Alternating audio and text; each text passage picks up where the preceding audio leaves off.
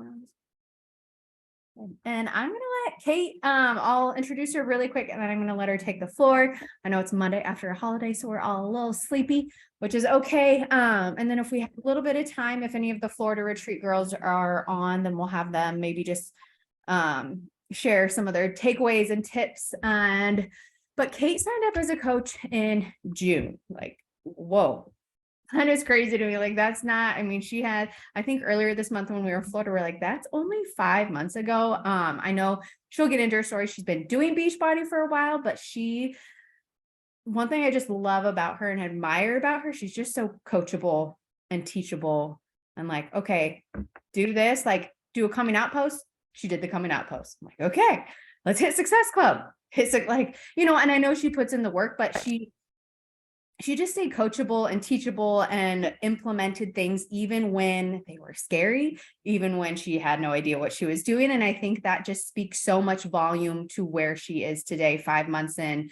I think you've like hit Success Club almost every single month. You're a success starter and you made the Diamond retreat. You held Diamond for 6 weeks. Like, that's not easy stuff, especially coming out of the gates with coaching. So I would love, Kate, if you just shared, your story, even before Beachbody, kind of like if you had any ups and downs with your health journey, what made you start Beachbody? What had that look like?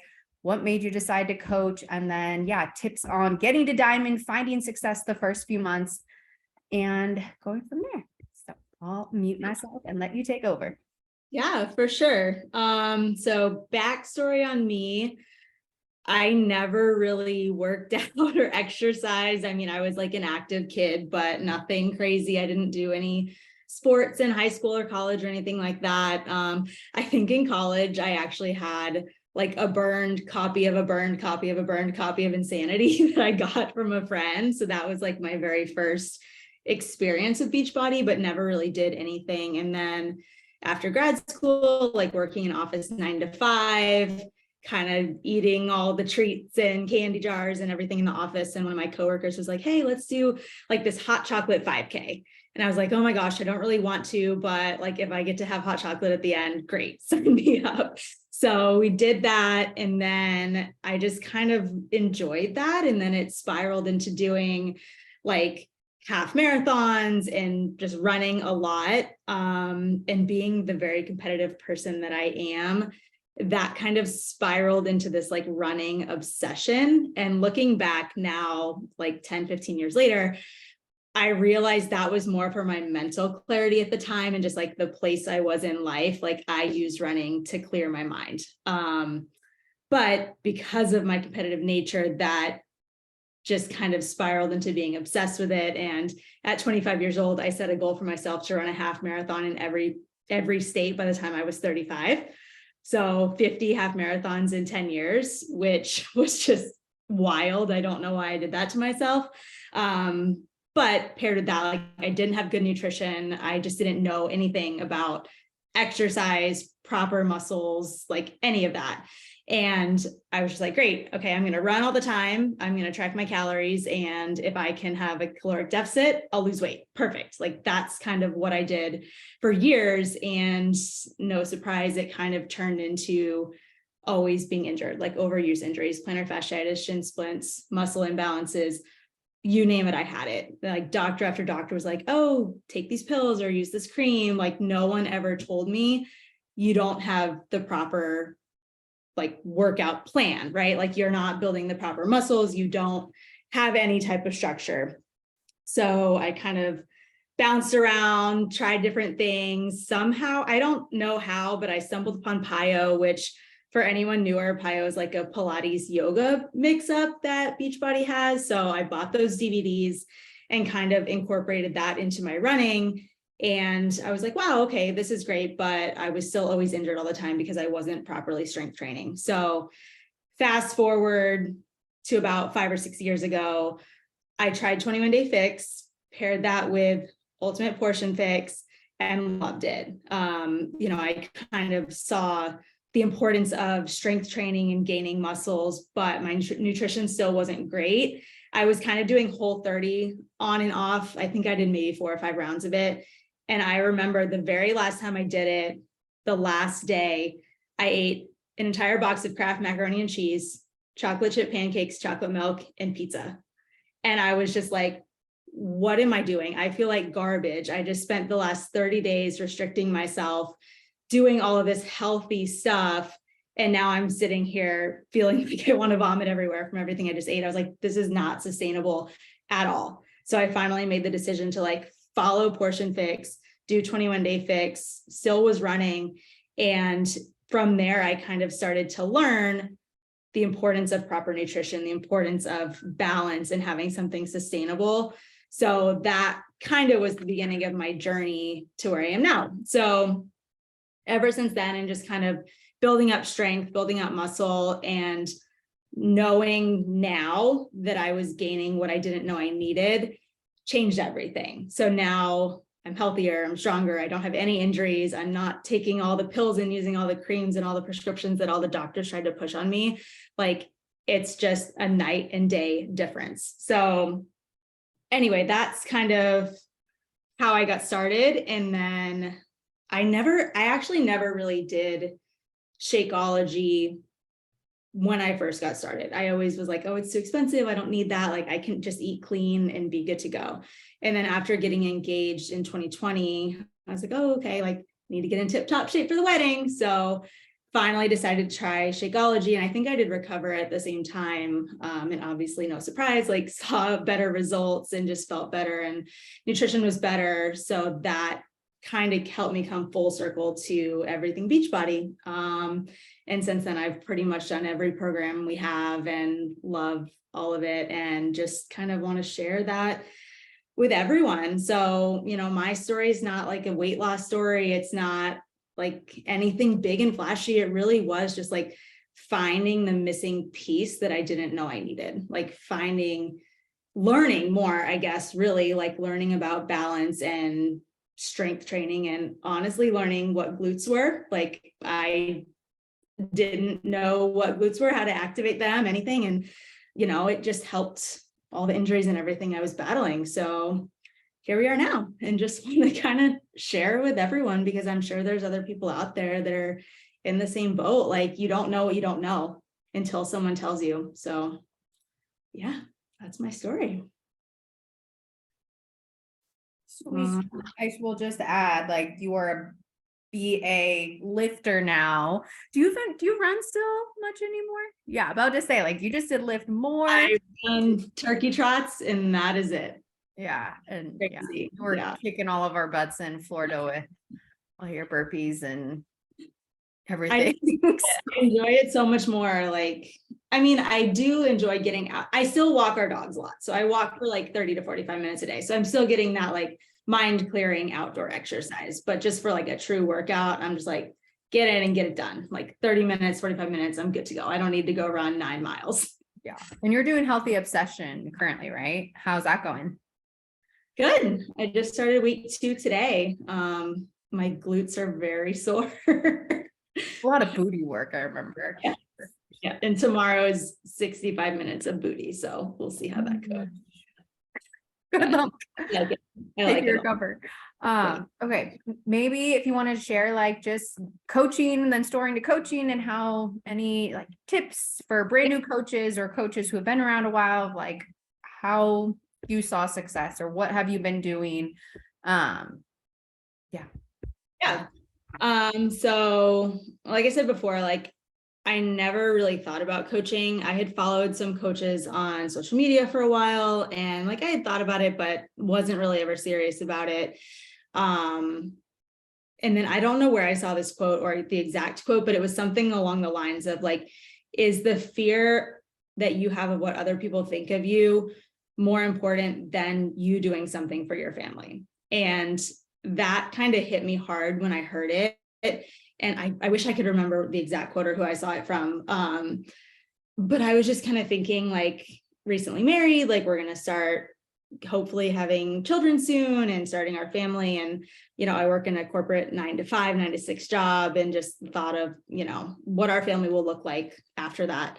And that quote, just, I read it and I was like, you know what, we're going to give it a shot. Like, what do we have to lose? It either works or it doesn't. And if it doesn't, oh, well, like there's no harm in trying. So kind of just jumped in, like that's probably my biggest tip, is that if you are newer, just jump in and do it. Don't like dip your toes in the water, because that's going to make it painful. Like you just got to get in, get over your fears and give it a go, because the sooner you do that, the sooner you'll see success. And then the sooner you'll see the reward for the hard work that you're putting in. So I kind of just like watched a bunch of videos. I know Brooke has all the team calls saved on YouTube. Like I went on there and just watched a bunch of old stuff and dug through the Facebook page and looked at posts and lives that were in there. Brooke, I think there was a live from like 2 or 3 years ago that I stumbled across that I watched, and just like really tried to learn everything and ask a lot of questions and just lean on everyone else in the group, because everyone really does want to see you succeed. And like, there's not a stupid question. I say that all the time, just in life, like there's never a stupid question. So don't be afraid to ask. What else? Inviting. One of the calls I watched recorded too, or maybe it was a Monday team call, I don't remember. Someone had said, like, when you're first starting out, take a notebook and physically write down all of the names of the people you're connected with on social media, or even just in life, that you have, like whether you talk to them or not, whether they're college friends, friends of family, whoever, and write them all down. So I did that. I went through my Facebook and my Instagram and literally wrote down every single person, female at the time. I was really only looking to target ladies. I've kind of expanded that a little bit now, but that's not important. So write them all down and then invite from that list until you exhaust that list. And that's pretty much what I did from the beginning. Like, even if it was someone on there that I'm like, I haven't talked to this person in 10, 12 years, I still invited them. Like, even some of my invites were, hey, this is awkward because we haven't talked in a while, but blah, blah, blah, blah, blah. Like, you never know who needs it. So what's the harm in asking? And if you're kind of stuck in that mindset of like, oh, well, I care what other people are think, like, what if they're going to think this is X, Y, and Z, whatever. Like, I just kind of had to keep telling myself, do I really care what that person thinks if I haven't talked to them in 5, 10, 12 years anyways? Maybe deep down, I think I care, but I don't, so just invite them anyways. It gets easier as you go. The more invites you do, when you just kind of get on a roll and start knocking them out, it just gets easier versus thinking about each individual one and kind of dwelling on it. That's not going to get you anywhere. So you just got to, like I said earlier, just jump in and do it and knock them out. And that's the easiest way to do it. Blocking out time on your calendar. That's a big one for me, just being a planner and type A personality. And I have to work around my 9 to 6 job too, just making sure I have time on my calendar to do the business activities. And also just adding it to my to-do list. Like, if I have a to-do list of everything else going on in life that I want to knock out for the day, I'll write down my invites, or I'll write down personal development just to make sure I'm getting it all in the day. And just really keeping it simple. Don't make it complicated. I think I did try to do that early on and kind of got caught up in like, oh, this person is posting this, or this person has pretty graphics or pretty pictures or edited photos or cool reels. And I would spend way too much time trying to kind of do that too. And it dragged me down. So you just have to get back to the basics, like keep it simple and do what works for you, especially if you're just starting out. What else? Building to diamond.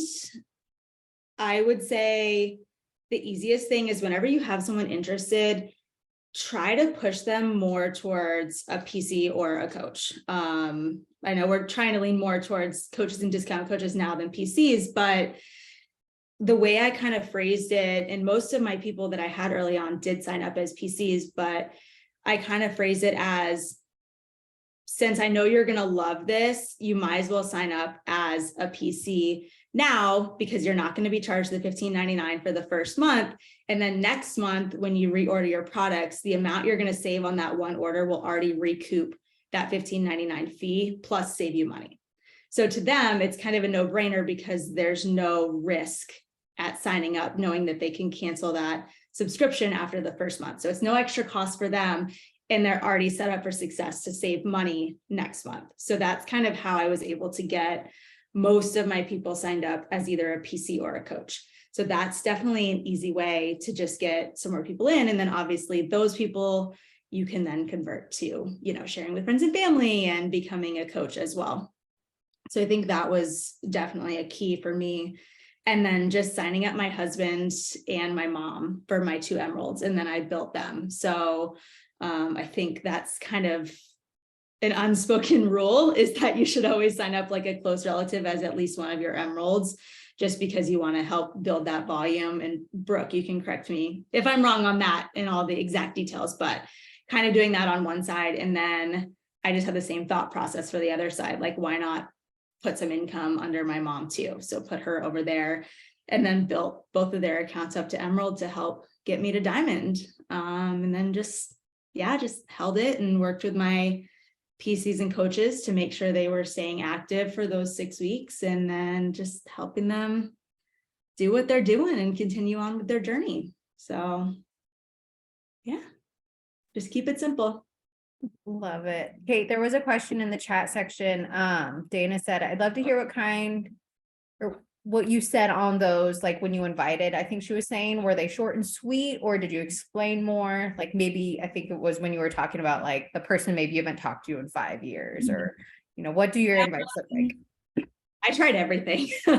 I did everything from short and sweet to, more details. I never went into exactly like kind of the 3 paragraphs of what it all is, but there were some where I was just like, hey, I've got this awesome group, would love for you to join me. And then there were some where I was kind of like, we've got this group and we've got prizes and giveaway and accountability and blah, blah, blah, just kind of depending on the person. And since most of the people that I was inviting early on, I had some type of connection to, whether I had talked to them or not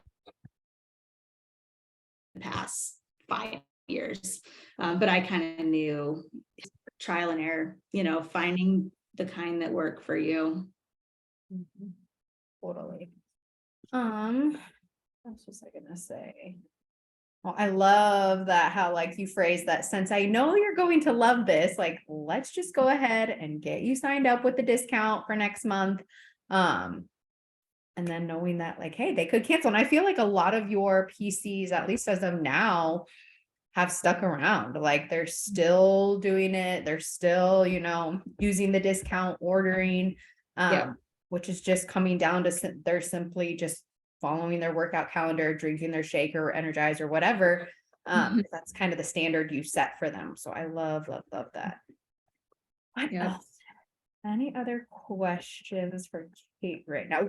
I'm curious what personal development you have read maybe over the last few months that maybe have helped you get over those first. I mean, it's still always, coaching is always going to be, something that we need to use personal development, but especially getting started with it.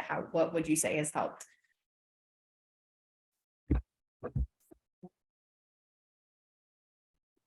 Thank you for mine too.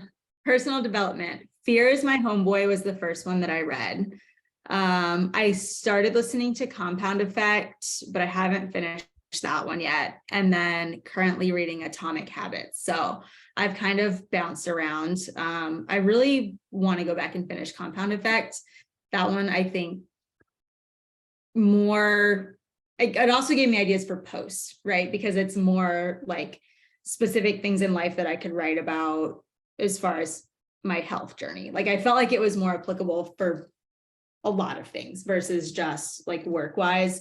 I guess they all are, but that one I really, really liked for that reason. But yeah, those are kind of the ones I've done. Okay. I know I want to try and keep this under 30 minutes. So we have like 8 minutes left. Let's chat really quick Florida retreat. And Kate, maybe said, I know a few girls are on here that were in Florida and went to Florida. But basically, if you didn't know, if you're newer on this call, or if you're listening back to it, to earn our retreats, usually we have, you need to be a diamond coach and hold for 6 weeks, like Kate was saying.